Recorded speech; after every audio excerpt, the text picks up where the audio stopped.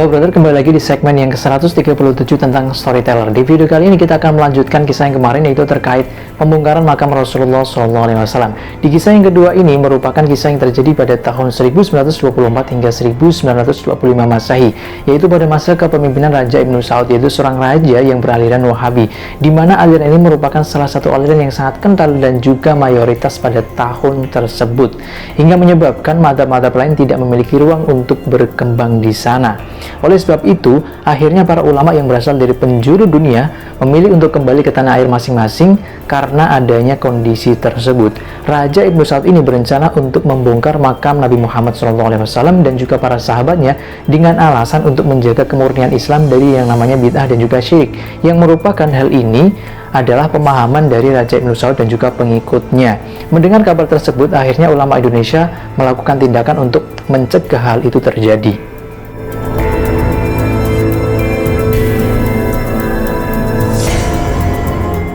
Ulama Indonesia yang dipimpin oleh Kiai Haji Wahab Hasbullah melalui Komite Hijaz yang merupakan cikal bakal organisasi Nahdlatul Ulama yang akan berdiri pada tahun 1926 Masehi, akhirnya mengirimkan 5 permohonan kepada Raja Ibnu Saud. 5 permohonan tersebut diantaranya yang pertama adalah permohonan untuk adanya kebebasan bermadhab di negeri Hijaz atau Arab Saudi di antara 4 madhab, yaitu Hanafi, Maliki, Syafi'i, dan juga Hambali.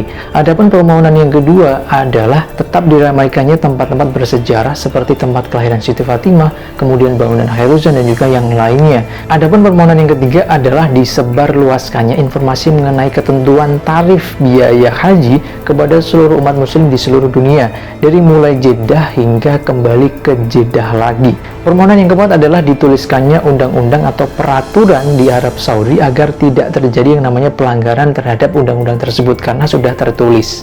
Sedangkan permohonan yang terakhir adalah permohonan untuk surat balasan terhadap permohonan yang telah diajukan kepada Raja Ibnu Saud, hingga akhirnya dari kelima permohonan tersebut berhasil menggagalkan rencana untuk membongkar makam Nabi Muhammad SAW.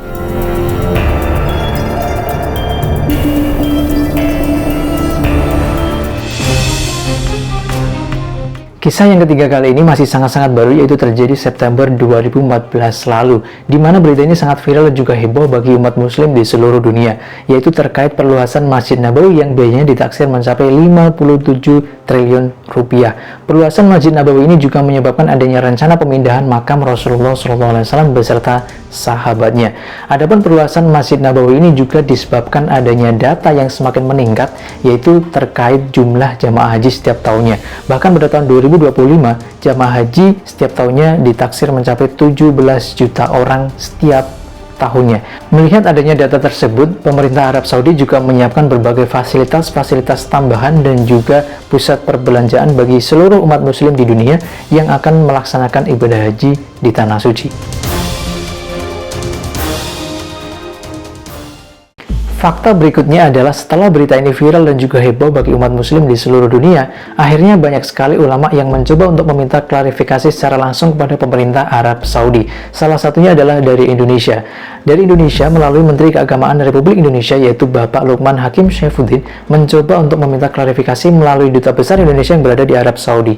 Akhirnya mendapatkan klarifikasi bahwa ternyata perluasan Masjid Nabawi ini merupakan hal kebenaran, tetapi adanya rencana mengenai pemindahan makam Rasulullah beserta sahabatnya itu adalah berita yang tidak dibenarkan oleh pemerintah Arab Saudi. Bahkan berita ini ternyata berasal dari media Inggris yang bernama The Independent. Nah, fakta yang sangat menarik, setelah diteliti lebih lanjut, akhirnya diketahui bahwa berita ini berasal dari salah seorang bernama Dr. Irfan Al-Alawi yang menyebarkan isu ini berdasarkan fakta yang tidak bisa dibenarkan oleh pemerintah Arab Saudi. Orang ini menyebabkan isu pemindahan makam Rasulullah beserta sahabatnya sejak pada September 2011 lalu, dilanjut pada Oktober 2012, kemudian dilanjut pada Maret 2013, hingga yang terakhir adalah September 2014 lalu. Begitulah mengenai kisah rencana pembongkaran makam Rasulullah SAW. Terima kasih dan sampai jumpa video berikutnya.